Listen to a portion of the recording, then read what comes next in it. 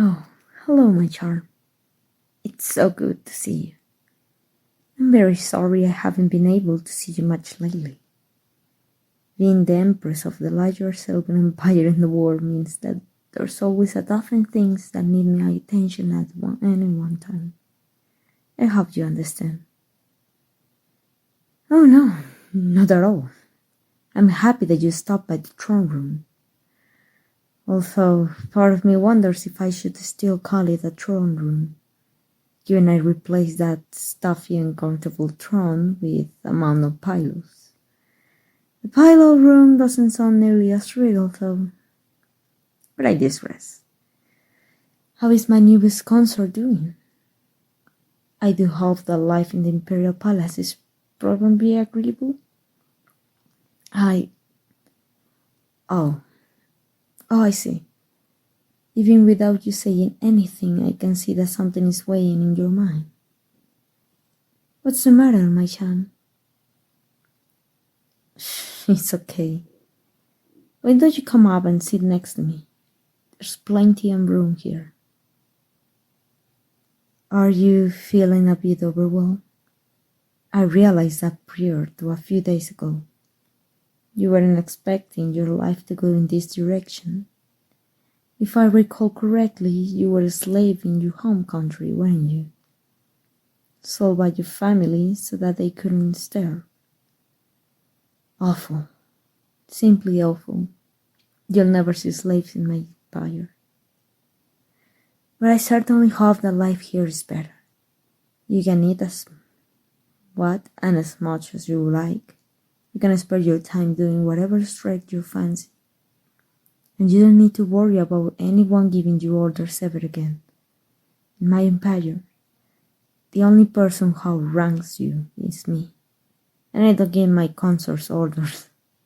I only make requests of them. As my consort, you are essentially married. The only difference between you and an spouse in my eyes is that you are ineligible to take the throne. Oh? Well, good. I'm glad you do appreciate your accommodations. So then, what is it that troubles you?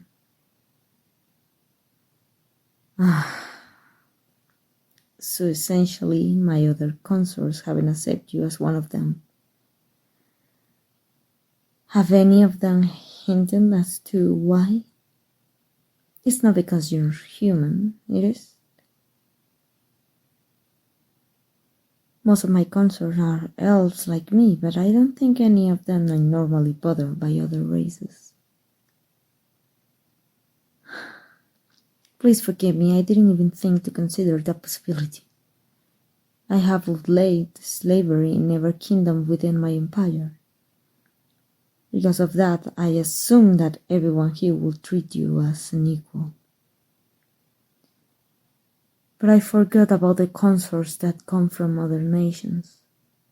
I suppose the ones who come from countries where slavery is still practiced could still see you as beneath them, then.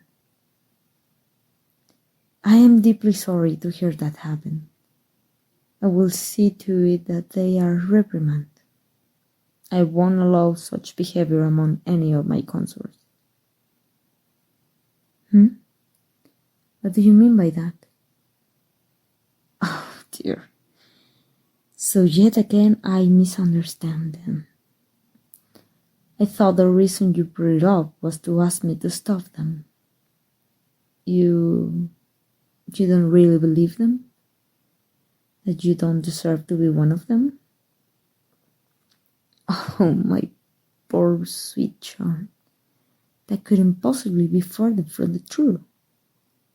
Do you remember how we met?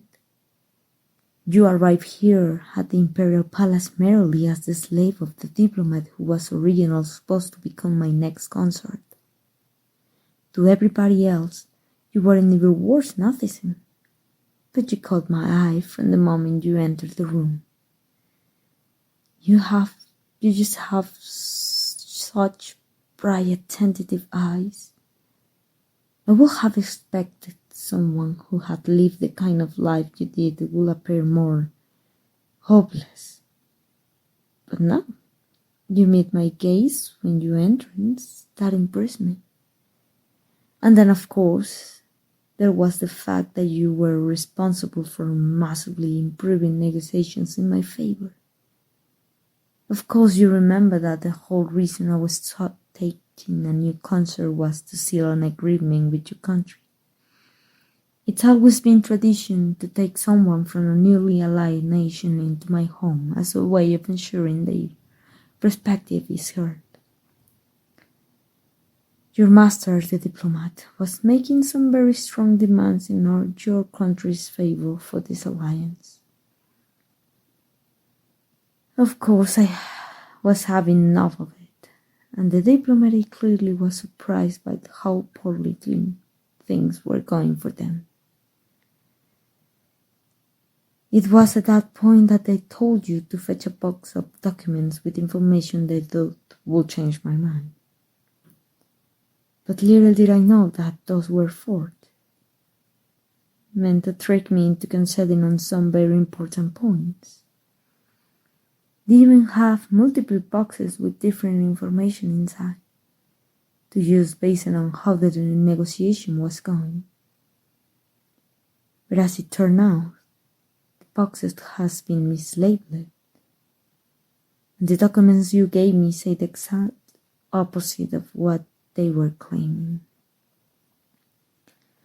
That put me in a very strong position. I threatened to call the whole alliance off unless my empire was afforded some very important privilege. And of course, I decided I wouldn't take the diplomat as a consort, as requesting you instead. I claim it was because you were a lucky charm. But while I think that charm is an adorable and fitting nickname for you, I know better. There was no luck involved there at all. Oh, you thought I wouldn't notice? Well, I certainly did. The look in your eye when the diplomat realized that what had happened, there was a lack of victory. I guessed immediately that you switch out the documents to ruin their plans. I knew that you would face punishment if they knew you deliberately sabotaged the negotiation. So I framed it as my simple luck and took you into my protection. You're here not because of dumb luck, but because of your own bravery and cunning. You refuse to let your masters get away with their trickery, and this new life of yours is your reward. In truth, you're more deserving of being a consort than anybody else here. Most of the consorts here were selected by their own nations. While I do accept and care for them, you alone were chosen by me directly. Why don't you rest your head on my lap? I'd like to stroke your hair while we continue talking, if that's all right with you. Thank you, Charm.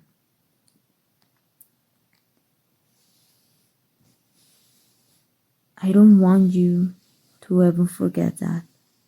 I choose you.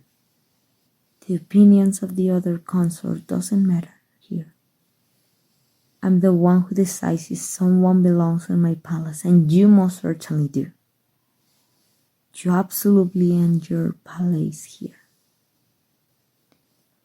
Of course, I don't want you to think that this is all of your hands. I gave you a choice to become a consort, and that will continue to be an open choice. Nobody's forcing anything on you. If you decide to leave, I suppose it would be unfair for you other option to be getting sent back to where you consider live. I suppose I'll just make you a citizen of the empire. A former consort will have lots of good options for employment here. But I do hope it never comes to that. I plan to do everything in my considerable power to keep you safe and comfortable. Now, you really need to stop thinking like that. You're not in my debt because this is an equal exchange. You get taken care of, and I give your company every so often. I value those to be equivalent, so you don't need to make anything out for me. Hopefully in the future I can find the time for us to spend a proper day out together. I realize that since we only met recently, there's currently a bit of emotional distance between us, even if we're legally bound to one another. With time, I hope that we can truly become friends. And after that, lovers. There's no rush or obligation there. I just want you to understand that what my intentions are. For now, just please try to keep in mind that I'm someone you can be open with. You don't need to hide your problems from me. I genuinely, truly want you to be as comfortable here as possible. You're not a burden. I'm going to gather together the consorts later tonight and have a talk about treating each other with respect. If they continue to be a problem, please let me know about it. Now I'm afraid we'll need to part for now. I have a diplomatic meeting that can't wait any longer. But rest assured that we'll see each other again soon. Before you go, perhaps I could convince you to allow me to kiss your cheek.